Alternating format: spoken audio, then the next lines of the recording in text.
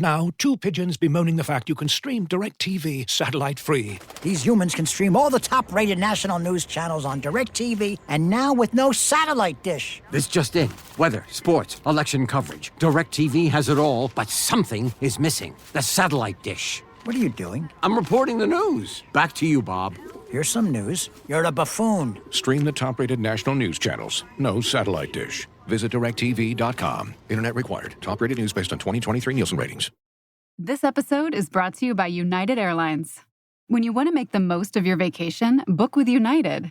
They're an airline that cares about your travels as much as you do. United is transforming the flying experience with Bluetooth connectivity, screens, power at every seat, and bigger overhead bins to help fit everyone's bag. And with their app, you can skip the bag check line, get live updates, and more. Change the way you fly. Book your next trip today at united.com. Whether you're ordering wings for the game, whipping up a 7-layer dip, or ordering pizza, there's something about football that makes you want to eat. And this football season, Uber Eats has the best deals on game day food. No matter what you're craving, from 2-for-1 pizza to buy one, get one wings, Uber Eats will be dropping new deals each week, all season long. Uber Eats, official on-demand delivery partner of the NFL. Order now. Terms and conditions apply. See app for details. ¿Hablas español? Sprichst du Deutsch? Kan du norsk? If you've heard that sound from Babbel before, I bet you do. Babbel is the science-backed language learning app that actually works. With quick 10-minute lessons handcrafted by over 200 language experts, Babbel gets you on your way to speaking a new language in just a few weeks. With over 16 million subscriptions sold and a 20-day money-back guarantee, just start speaking another language with Babbel. Right now, up to 55% off your Babbel subscription at babbel.com/Spotify podcast. Spelled BABBEL.com/Spotify podcast. Rules and restrictions may apply.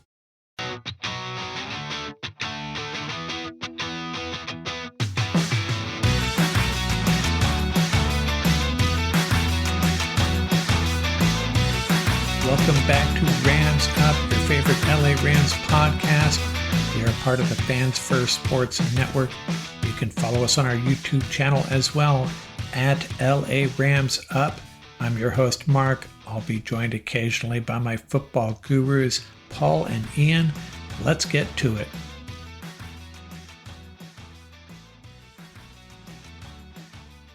What is going on, Ram fans? A crazy win up in Seattle, overtime win, Rams 26, Seahawks 20.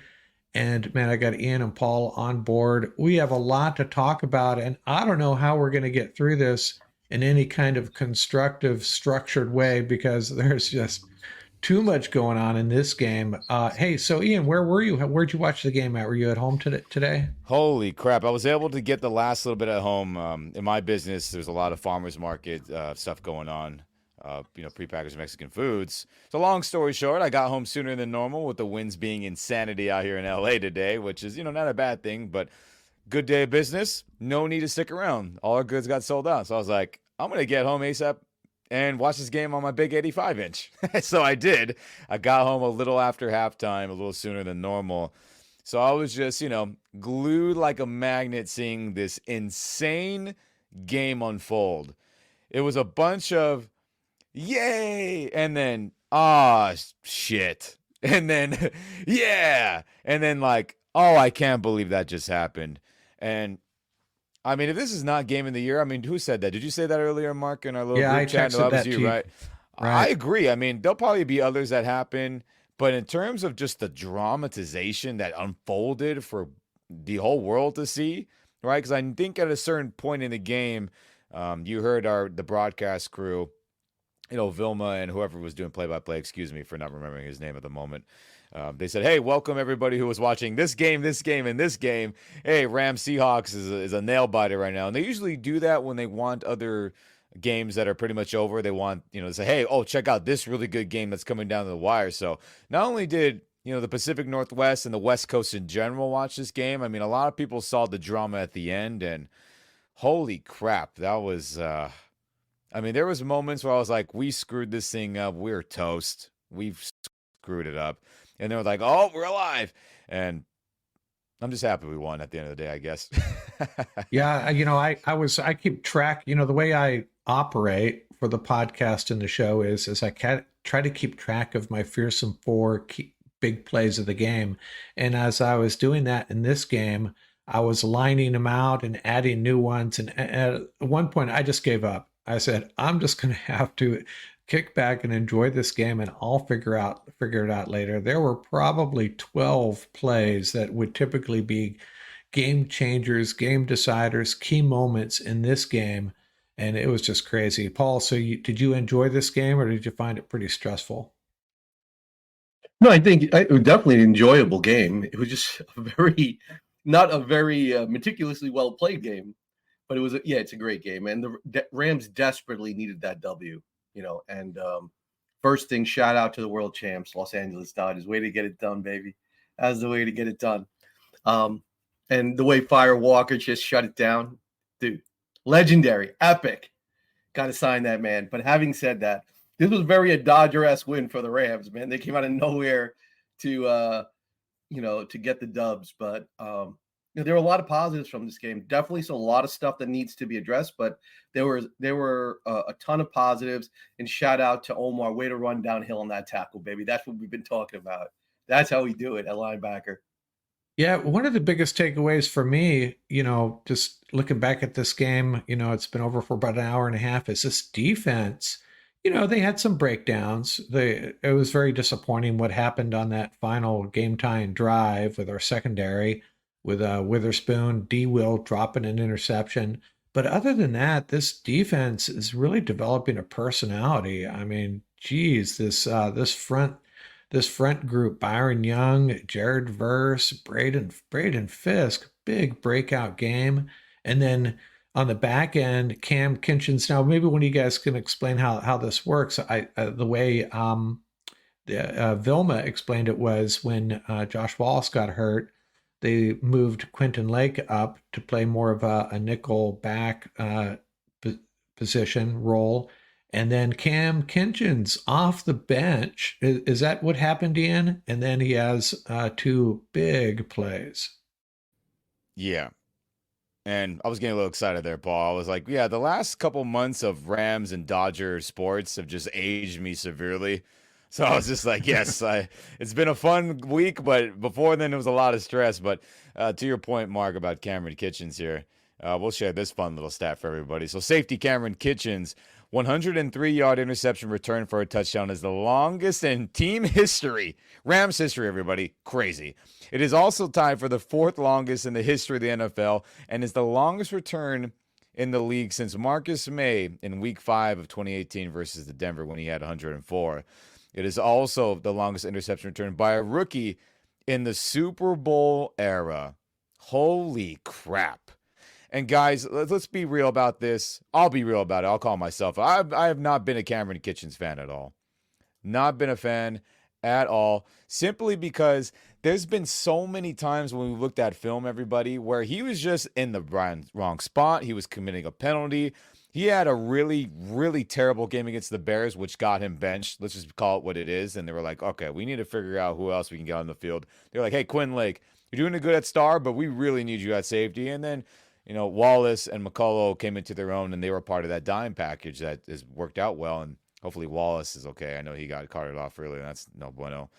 But I'm happy for Kinchens. I mean, the pick 6 we just went to the stat was insane, but also for him to come up with another red zone INT.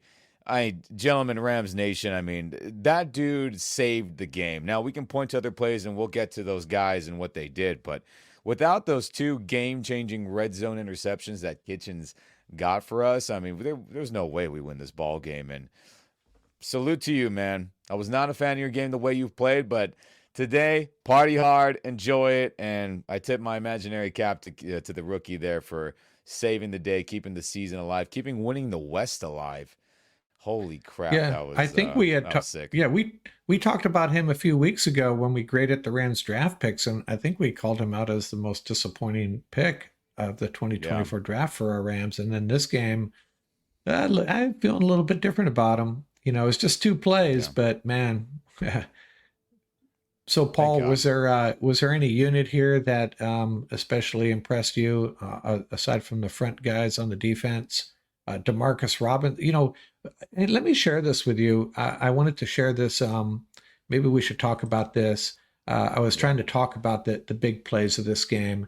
And, one thing that, I actually had to go over and watch this game with my special assistant. The game was not on my local station, which really surprised me.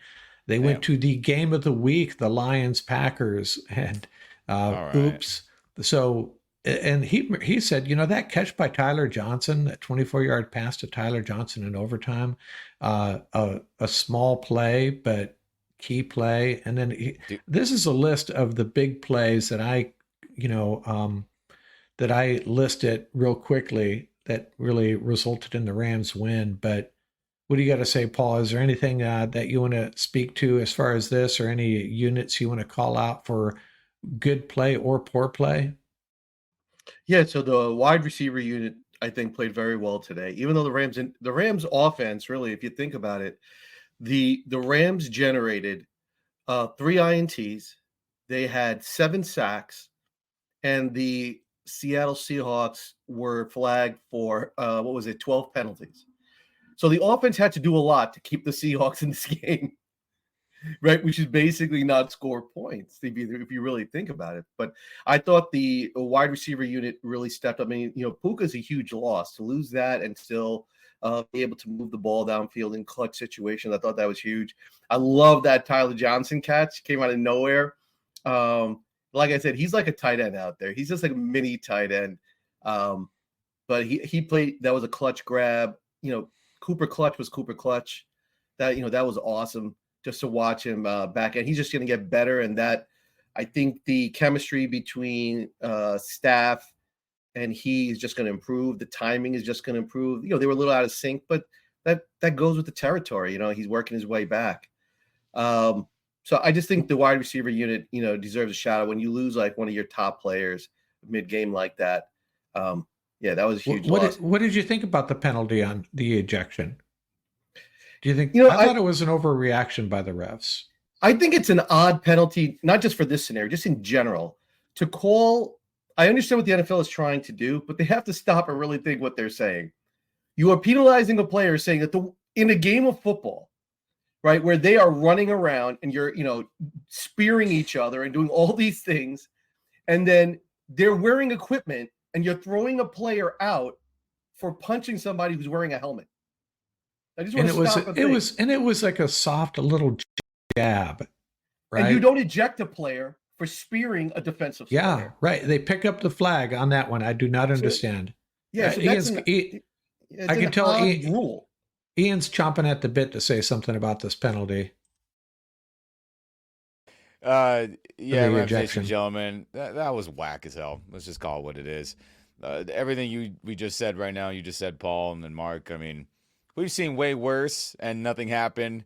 And you can argue that it was more of a shove than like a FU punch, right?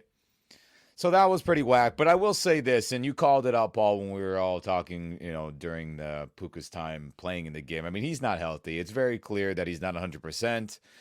And you did say, Paul, to me that, hey, that jump ball to a receiver who doesn't have a knee ready to go, that probably wasn't the smartest thing to do. And I agree with that, too. So credit to you for pointing that out. And, we did enough to get him feeling okay with the W, right? Because if he would have left and would have lost, he would be like, oh, my God, I hate myself for not being out there in the field and giving my team a chance to win with my play. But we did enough to win. So, Puka, if anyone happens to listen to it, of this episode here, this reaction, and this gets word to him, it's all right, man. Learn from it, and we'll see you on Monday night to tear up the Dolphins defense, hopefully with the knee feeling a little bit better. So it was a whack call. We've seen worse.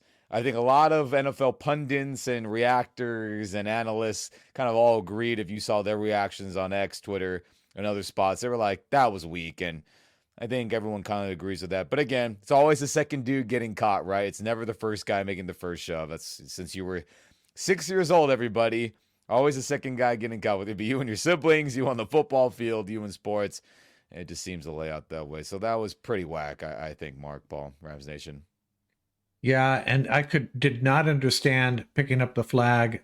They throw the flag on the spearing play, and why would they pick it up? Made absolutely no sense. And there were some other bad calls. I think the refs generally had a bad day. I think the the late hit on Stafford was a little lame as well. We kind of benefited from that one. So they screwed up for both sides equally, maybe.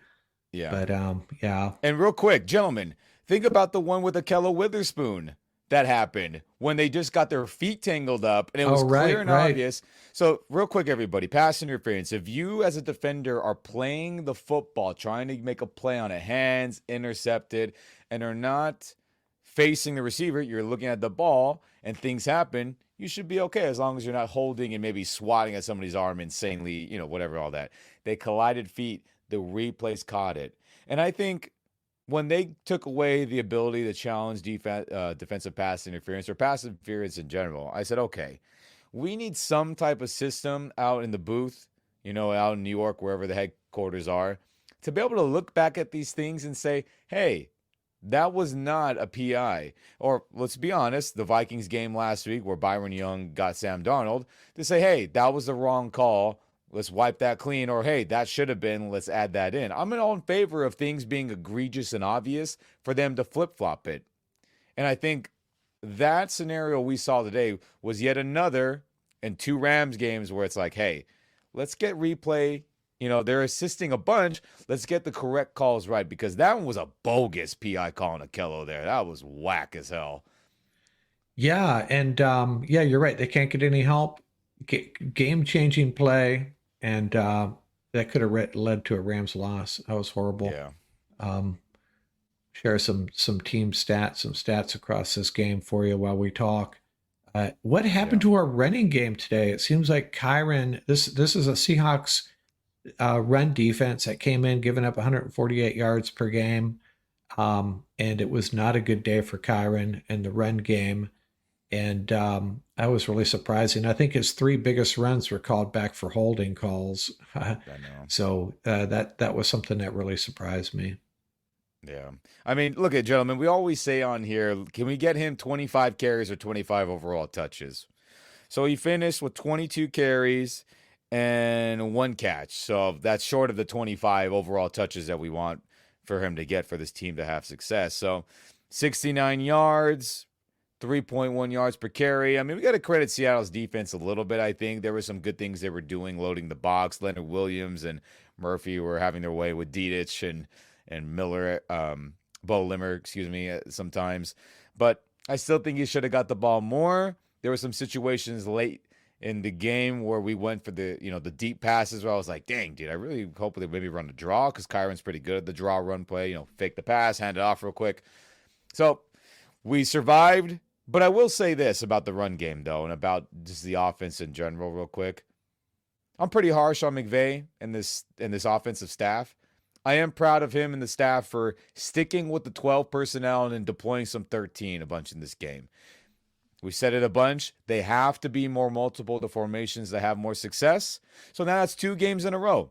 We've seen them deploy 12 and 13 a decent, good amount of times. I'll look at the film and I'll get that exact, snap count and the percentage overall. But it was much better, and I'm happy they're doing that.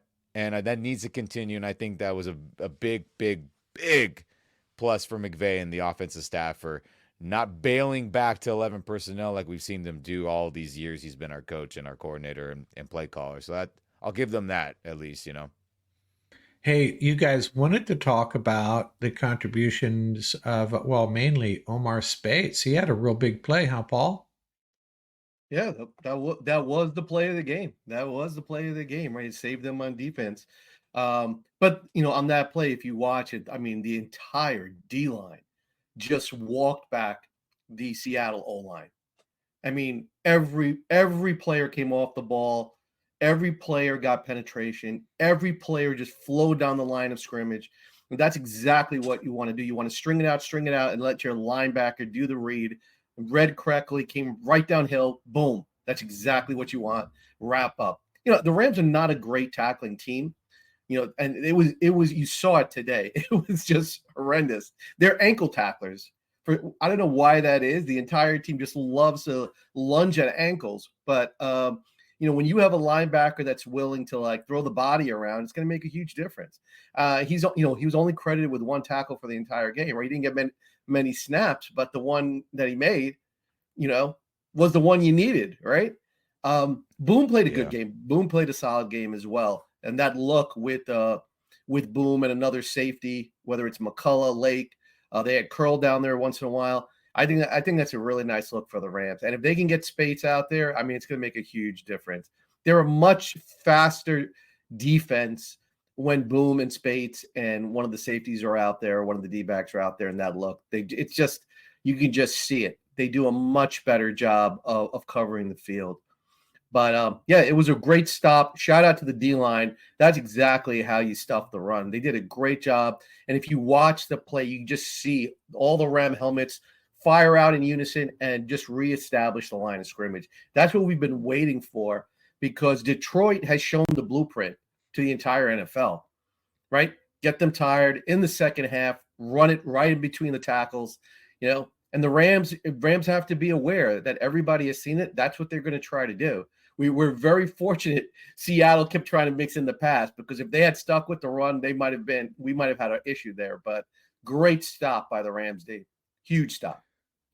Hey, Ian, I know you want to talk about our guy, Matthew Stafford.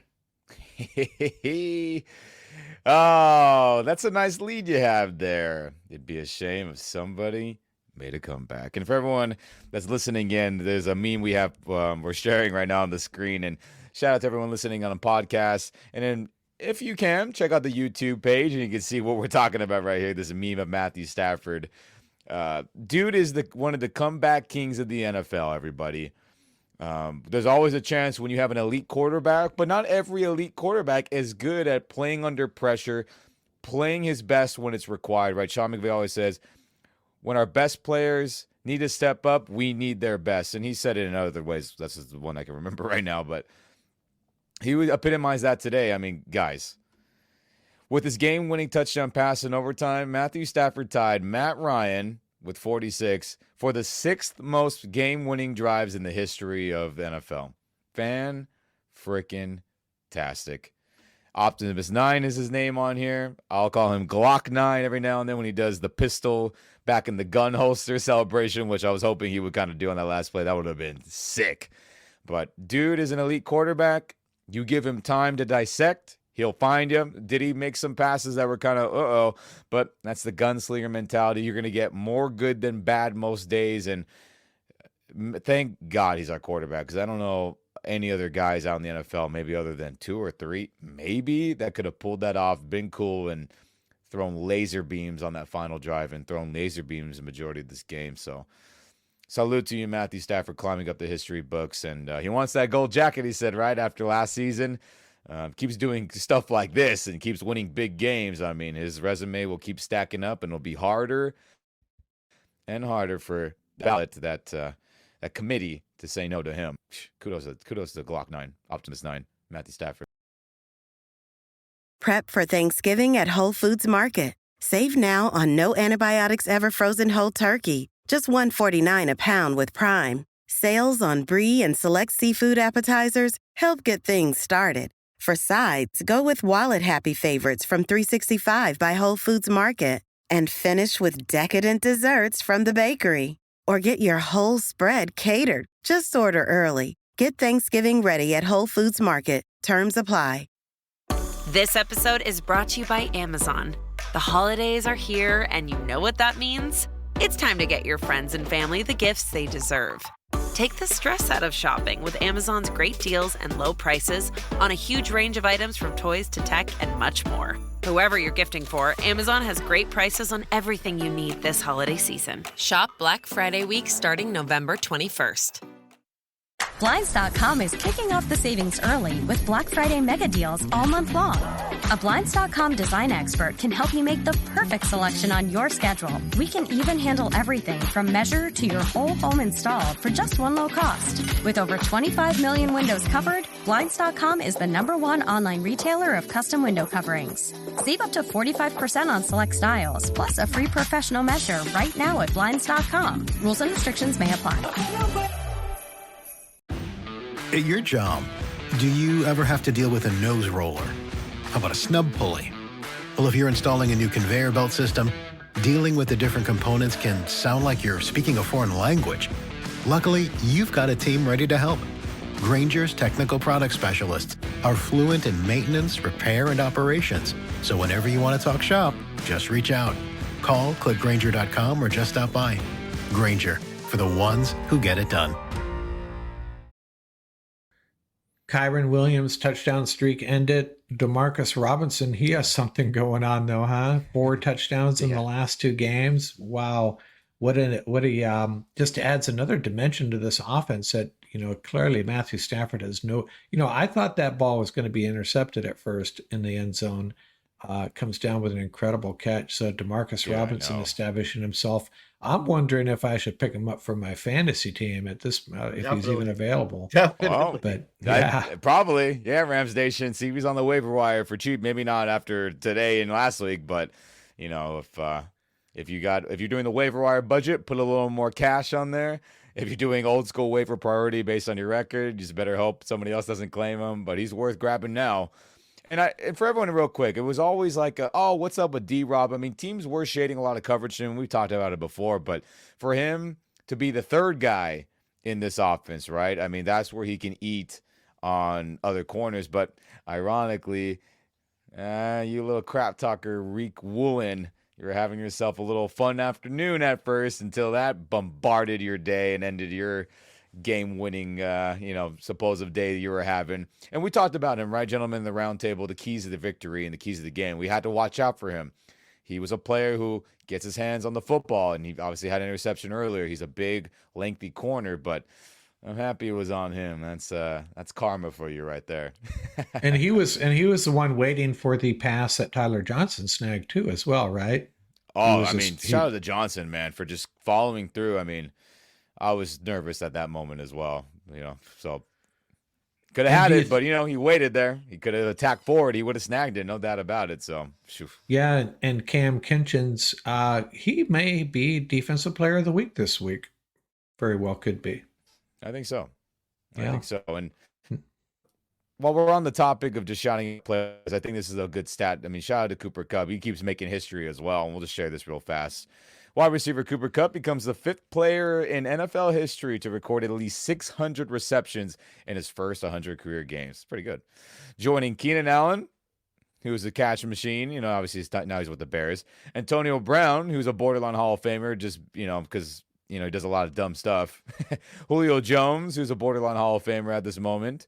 And Anquan Bolden, who was a baller as well. And he also passed Marvin Harrison Sr., the Hall of Famer, for the 5th most receptions by a player through their first 100 games. So Cooper Kupp had a weirdly quiet 11 catches for 104 today. I mean, there's a lot of not like these mega plays going on, but he had to that was 9 yards. Oh, that was 8 yards. Oh, that was 10 yards. And clutch for him. Glad that, his body is feeling good at this moment. And those 11 catches for, 9.5 yards a catch, that was clutch. And another 100-yard game for him and also making history. Just want to shout him out real quick for leading up the stat boards.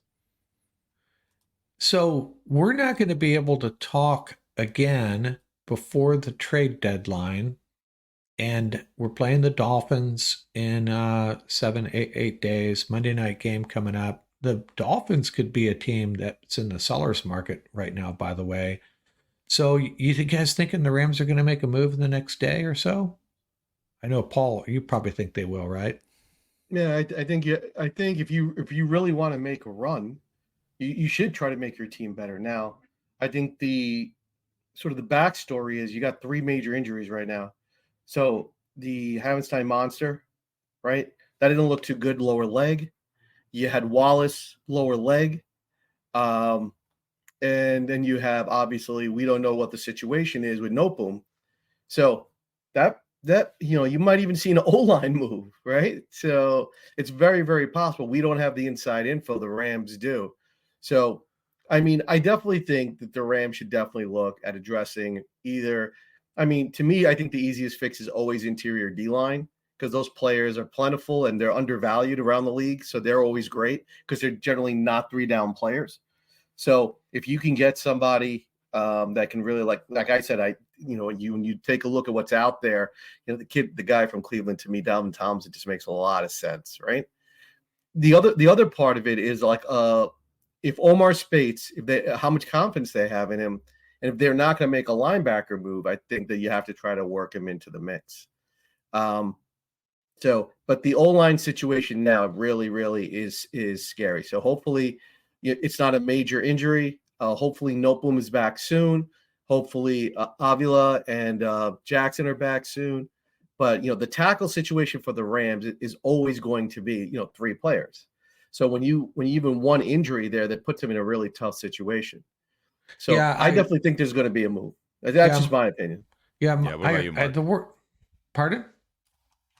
Yeah, do you think they're pulling the trigger on somebody? The Rams? Well, so what I think is, well, first of all, I thought Joseph Noteboom may have been on the trading block himself before this, because my special assistant had heard a rumor somewhere, perhaps on Twitter, that he was actually good to go, but they're holding him back perhaps because of that, because they were going to move him. And it makes sense to move him. He's on the last year of his contract. He's making a lot of money. He's not contributing. Now, yeah, so maybe that changes that. And unfortunately, the guys are getting back, Avila and Jonah Jackson. We're just going to be too deep on the interior and really thin at the tackle positions. So, it's a bit of a dilemma, but hopefully we'll get good news on Havenstein.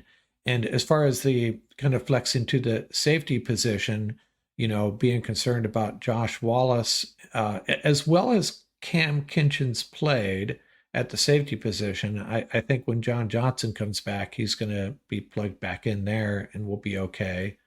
But suddenly the tackle position, defensive line, and like you said, Paul, maybe Spates is the answer, so they don't make a move at the linebacker position. Your thoughts, Ian? Yeah, I mean, we got to look at the teams who are possible sellers, though, right? I mean, we can't just be like, oh, let's get this guy from, the Ravens. I mean, let's be realistic here. So the Browns are 2-7. They have a lot of good players on defense. I mean, Paul, you always shout out those guys over there, and that makes a ton of sense. Very possible. We'll see what happens. We have the Jaguars at 2-7. Are they offloading anybody? I mean, no one comes to my brain at the moment, but they're a possibility, right? Tennessee, they're already sending out a lot of players. Ernest Jones to the Seahawks. They've sent other people elsewhere. Is there anybody of value that they're willing to part with? And then we have, the Raiders. You have the Patriots, which probably not. And then the National Conference, right? Do the Giants want to bail on anybody? Do the Panthers or Saints want to bail on anybody, right? You hear rumors of them. So it's going to be the teams that are really out of it with 2 wins, basically. And keep an eye on them. I think if the trade is right for the Rams, right, the pick isn't super high, because I think they realize the window that they're in. They're getting wins. They're a good team, but it's like, do we go heavy all in? And McVay has mentioned this in his last week's press conference, where it's like, hey, we had a unique situation with Floyd being really good, Donald being really good. Oh, Von Miller is available? No problem. Give them what they want for him. So I don't know if we're in that situation at the moment, right? 4-4, but we are trending in a good direction. I think the draft capital has got to be the right thing. Can't be something insane for somebody who maybe isn't a future Hall of Fame player like a Miller, like a Ramsey, or whoever else you want to throw out there, Stafford and Esk. So it's possible, but guys have to be available. People always think, make a trade. But if no one's available to trade for, then a trade cannot happen. So I'm hopeful. Hopefully we can upgrade on that D-line. You've been shouting out the Browns a bunch, Paul, and I'm hopeful. But am I expecting it? I don't know. We'll see what happens by today. See if people get benched. People, organizations meet together, right? Ownership has meetings with coaches who aren't doing well, with management front office management, that things aren't going right. And then by Monday, we'll have a lot of idea of which teams are out for the season and who can we get to acquire more talent. Yeah, I kind of agree. I think they're going to be a little conservative, but if there's a sensible trade, give up a 5th round pick for a guy that's going to come in and really contribute, then we might see that. But man, this win, this was one of the more entertaining games I have watched, one of the more stressful games. And, I talked about it all week long. I don't know if you guys heard me, but it's the Seahawks. Some strange stuff's going to happen, and it certainly did. There was a lot of strange stuff. But man, we survived and we're 4-4 and things are looking up. Yeah, and the Dolphins, it could typically be a trap game, coming off in a big emotional win like this against a divisional opponent. But maybe it's a good thing it's Monday. Maybe it's a good thing it's a Monday Night Football game though, because teams tend to get up for Monday Night Football games, and Miami's got to fly across 3 time zones to play us. Mm-hmm. So haven't looked at the odds yet. Should be interesting. And that too, real quick, to your point about them playing on Monday. I mean, the Rams will have a full scope of like, oh, what happened with the 49ers? What happened with the Cardinals, who are currently in first place? What happened with the Seahawks on Sunday, right? So they'll have an idea of like, all right, we get our act together and we get a win like we're supposed to, which I'm not saying is going to be easy. Dolphins have a lot of talented players, but they'll have a picture of what's at stake based on what happens with all our other NFC West rivals. So they'll know going into Monday, like, all right, we win this game, we can be in first. Or we win this game, we're still tied at the top.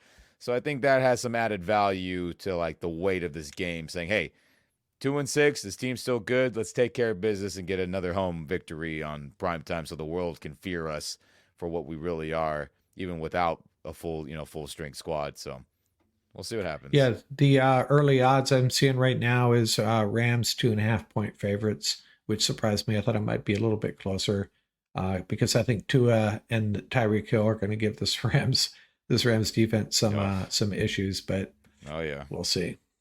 I haven't researched their defense, how if the Rams will be able to move the ball on the ground, that type of thing. But we'll talk about that in our roundtable. We'll get into that real deep probably Wednesday night. Yeah. Well, how are we feeling now? We're ready to move on. What a crazy game that was. That game felt like, as I was watching it with my special assistant, he kind of said, I felt like I've just watched 4 games. It was 4 games in one. It was just crazy. But yeah, good times. Like I said earlier, LA sports has aged me the last month and a half severely. And that's okay. As long as you win, then an extra gray hair or two will be fine for now. Oh yeah, fun game, fun times when you win. If we had ended up losing that, I would have been laying in bed thinking about that Darius Williams, and he had a great game. Love the guy. Yeah, he locked down Tyler Lockett good. Yeah, catch that interception that should have been an interception. Oh man, dude, game's over. And of course, my special assistant looked at me and he said, "You know what happens when you drop those, right? You know what happens after that?" It's like, "No, please." And he was right. It's true though. Pulled it out. We survived. Right. Glock 9 saved us. The comeback king, the current comeback king that's active. Jeez. And it was really, I don't know if special teams really had that big of a contribution, but it was really complimentary football, a defense, final stand, and the offense went and got the W. What more can you ask for? Yeah, and the difference is these close games in probably a couple of weeks ago probably would have gone the other direction. So now they're winning the close games. They're not. They're keeping themselves in games. We're still not seeing the separation, right? That's going to be McVay's every press conference. He wants separation. He wants to get it to 2 scores and then push the envelope. But they're letting teams hang around. But at least they're making enough plays to come out on the winning side, which is a very different trend than earlier in the year. So I think that's a big deal. Yeah, and I should have mentioned, the last 51 seconds of the first half were as disastrous as it gets, right? And they bounced back. How down were we? It felt like the Bears game. I feel like we're the better team. Why aren't we winning this game? And 51 seconds, and we give up. We lose one of our best players and give up a touchdown going the other way. It was really bad. Do you think Chris Shula's opening slide in the film study will be, okay, this is the rule for offside, so I'll take a look together as a team. All right. This is what happens. Because even Vilma said it. I'm like, please. He says the defensive secondary of the Rams does not understand the offside rule. Well, I mean, they got to know that rule, right? It's just a real-time brain fart. It has to be. I certainly hope so. 4 times? Yeah. Yeah, it's crazy. Any final thoughts, Ian? Rams win, baby. That's all. Survive another weekend. That's all we can ask for. Stay afloat, keep winning, and keep vying to win the West. And we've said it. I think 10 wins gets it done. So, hey, we're not that far away from that now. Like we thought we were not that long ago with us being 1 win and doom and gloom. So, gotta get healthier. No one throwing punches. And let's have good game plans by the offense, and we'll have a chance to win many, many ball games coming up and for the foreseeable future. So that's my final thoughts, gentlemen. Shoot.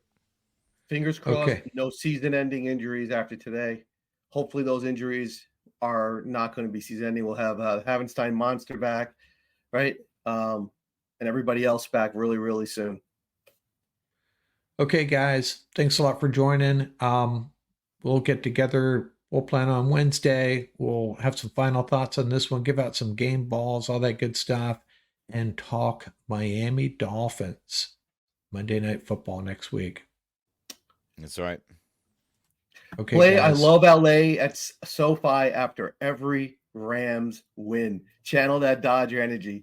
Play Randy Newman after every Ram win. Hey, I was there at the Thursday game. They did play that after, so they're on board. There you go. Oh yeah, 100%. Yeah. Yeah, they have a cycle of LA songs they go through, and that was one of them for sure. Yeah, they have some. There's a Red Hot Chili Peppers California song, right? That's got to be on the playlist. Absolutely. And, man, that I love LA. 1980 Olympics, was it 80 or 84? Man, I got a little bit worn out on that song, to be honest with you. But good times. We'll hear it. We'll be hearing it a lot again in the next Olympics, I'm sure. And the LA Olympics.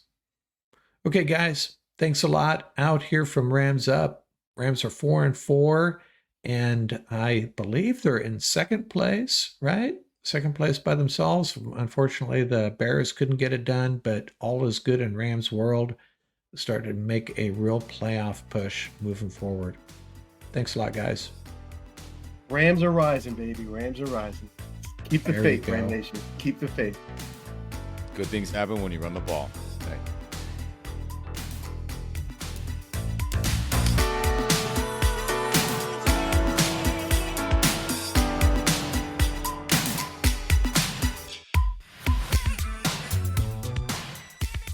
That's going to do it for this episode. Remember, you can reach us at ramsuppodcast@gmail.com. And don't forget about our YouTube channel. Our handle is at laramsup.com. Till next time, keep the horns up, stay safe, and have fun out there.